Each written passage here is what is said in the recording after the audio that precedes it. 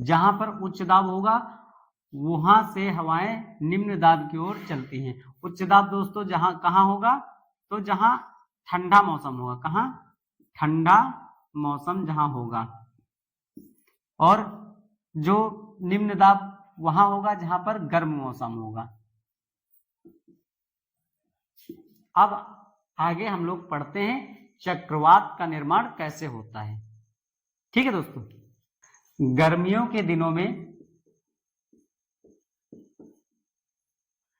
जो सूरज की किरणें किसी एक क्षेत्र को गर्म कर देती हैं, मान लो यहां पर गर्म कर दिया किसी क्षेत्र को, और यहाँ की जो हवा है वो गर्म होकर ऊपर उठने लगती है। मतलब कि यहाँ का प्रेशर जो होता है हाई प्रेशर होता है, सब जगह पर हाई प्रेशर होता है, मतलब उच्च वायु दाब होता है। किसी एक क्षेत्र में जो हवाएं हैं उनको गर्म कर देते हैं, और जब ये हवाएं गर्म हो जाती हैं तो ऊपर हल्की होकर ऊपर उठ जाती हैं, ऊपर उठ जाती हैं।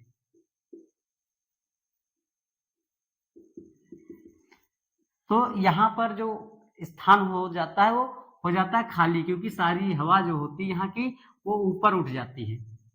ठीक है दोस्तों, यहाँ का प्रेशर हो जाता है लो। कैसा हो जाता है? लो प्रेशर हो जाता है।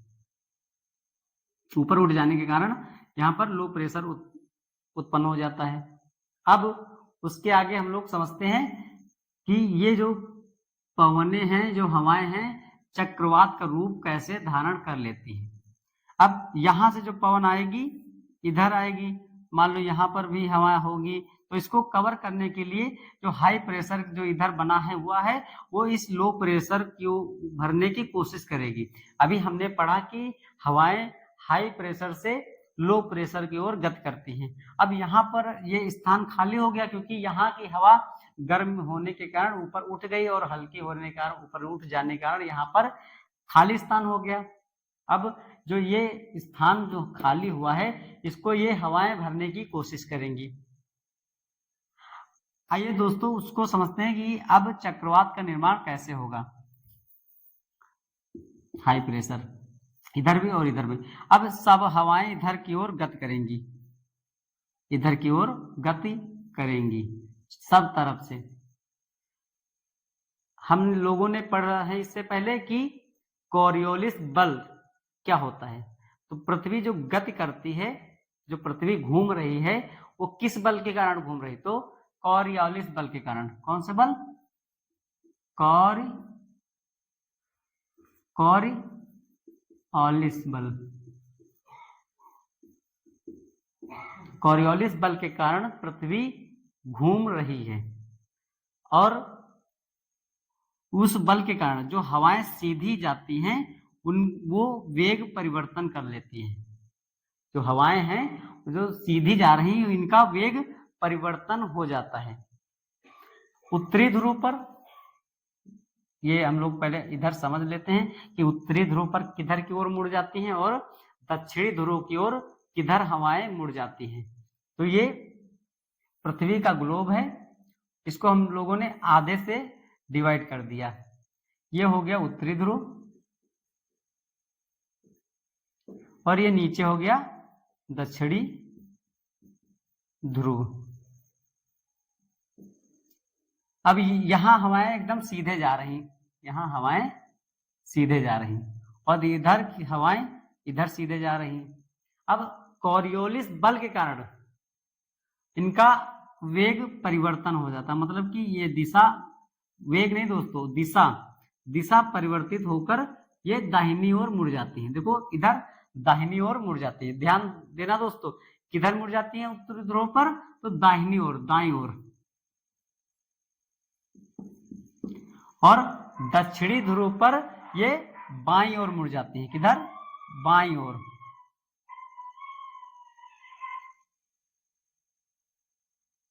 दक्षिणी ध्रुव पर ये बाईं ओर मुड़ जाती है, इतना हमें याद रखना है। उत्तरी ध्रुव पर दाईं ओर और दक्षिणी ध्रुव पर बाईं ओर मुड़ जाती है। और ये जो मुड़ती हैं ये जो चक्रीय रूप धारण कर लेती है, मतलब कि जो चक्रवात बनता है ऐसे बनता है, फिर ऐसे ये गोल गोल घूमता है ना चक्रवात। ये चक्कर का रूप कैसे धारण कर लेता है इसे, ये फेरल के नियम के कारण। किस नियम के कारण, तो एक फेरल के नियम के कारण जो ये हवाएं हैं गोल गोल घूमने लगती हैं, ऐसे ऐसे चक्रवात का रूप धारण कर लेती, तो वो फेरल के नियम के कारण।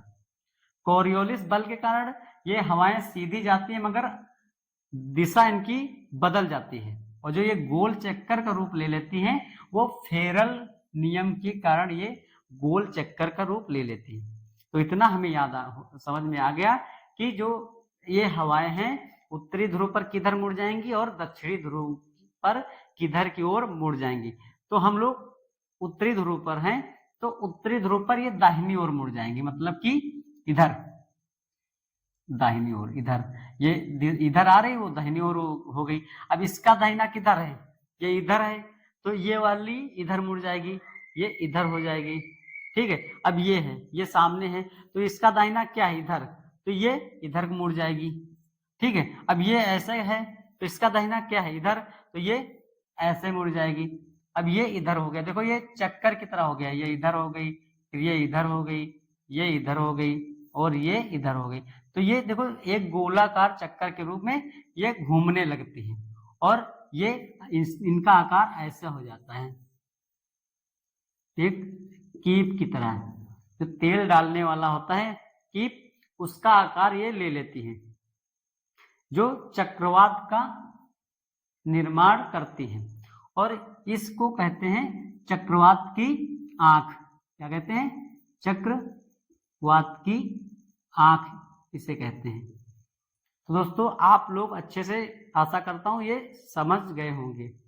कोरियोलिस बल के कारण ये जो हवाएं हैं अपनी दिशा से बदल जाती हैं, और फेरल नियम के कारण, फेरल के नियम के कारण ये जो हवाएं हैं चक्कर का रूप धारण कर लेती हैं। जब ये दिशा बदल गई तो ये गोल के आकार में हो जाती है, तब ये चक्रवात का निर्माण होता है। उससे पहले हम लोगों ने समझा गर्मियों के दिनों में सब जगह हाई प्रेशर होता है, हाई प्रेशर होता है, और कहीं पर सूरज की गर्मी के कारण लो प्रेशर उत्पन्न हो जाता है, क्योंकि जो हवाएं होती हैं ये छोटा स्थान नहीं होता, बहुत बड़ा स्थान होता है, कहीं गर्म हो जाती है तो वो हवाएं ऊपर उठ जाती है। गर्मियों में देखो बहुत हल्की हवा हो जाती है, और ठंडियों में हवा का दबाव बहुत ज्यादा लगता है। गर्मियों में देखो कितना लू होता है वो चलता है, बहुत हल्का लगता है, और ठंडियों में कोई हवा चलती है तो बहुत ज्यादा, मतलब ऐसा लगता है प्रेशर पड़ रहा है, ठीक है। तो ये हवा जो होती है लो प्रेशर में हवा ऊपर उठ जाती है, और मतलब बाहर और ऊपर चली जाती है। कहने का मतलब जो हवाएं होती हैं लो प्रेशर की वो ऊपर उठ जाती हैं, ठीक है। अब जब यहाँ हवा ऊपर चली गई तो यहाँ का स्थान हो जाता है खाली। अब इस खाली स्थान को भरने के लिए जो पास की हाई प्रेशर की जो हवा होती है इसको भरने की कोशिश करती है। जब इधर ये सब इस स्थान को भरने की कोशिश करती हैं तो कोरियोलिस बल के कारण ये सभी जो हवाएं हैं उनकी जो डायरेक्शन वो बदल जाती है। उत्तरी ध्रुव पर ये दाहिनी ओर मुड़ जाती है, और दक्षिणी ध्रुव पर ये बाईं ओर मुड़ जाती है। उत्तरी ध्रुव पर ये एंटी क्लॉकवाइज, मतलब कि घड़ी के विपरीत चलती हैं। किस तरह, घड़ी के विपरीत। और दक्षिणी ध्रुव पर ये घड़ी जैसे घड़ी चलती है वैसे चलती है, जैसे घड़ी ऐसे चलती है, मतलब कि जैसे घड़ी की सुई चलती है वैसे ये हवाएं चलती हैं। और उत्तरी ध्रुव पर ये घड़ी के विपरीत चलती हैं। ये हमें एक एक पॉइंट अच्छे से समझकर चलना है, क्योंकि कोई भी क्वेश्चन छूटने ना पाए। तो ये हो गया चक्रवात। चक्रवात का निर्माण कैसे होता है और चक्रवात कहां पर बनते हैं सबसे ज्यादा।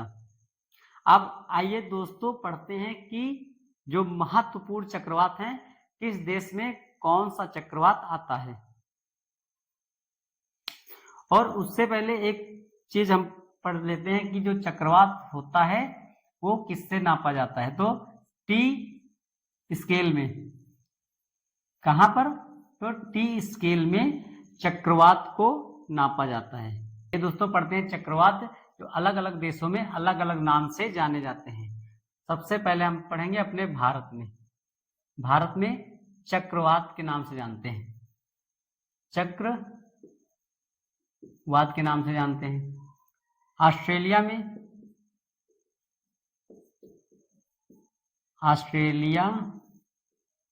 में विली विली के नाम से जाना जाता है, विली विली के नाम से जाना जाता है। और जो जापान में टाइफून चक्रवात आता है, टाइफून के नाम से जाना जाता है।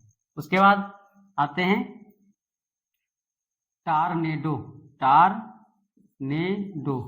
तो ये आता है मैक्सिको की खाड़ी में, मैक्सिको की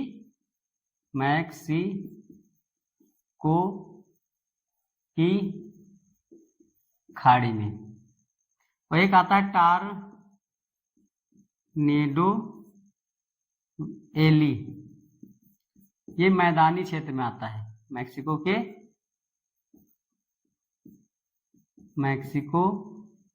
मैदानी क्षेत्र में।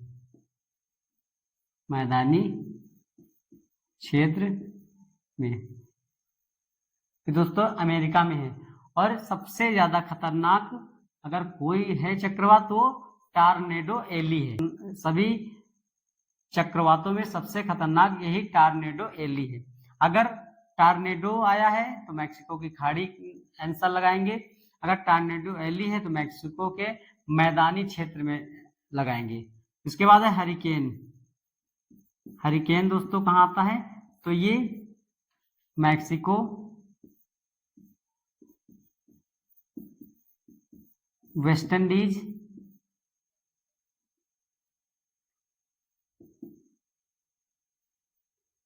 इंडीज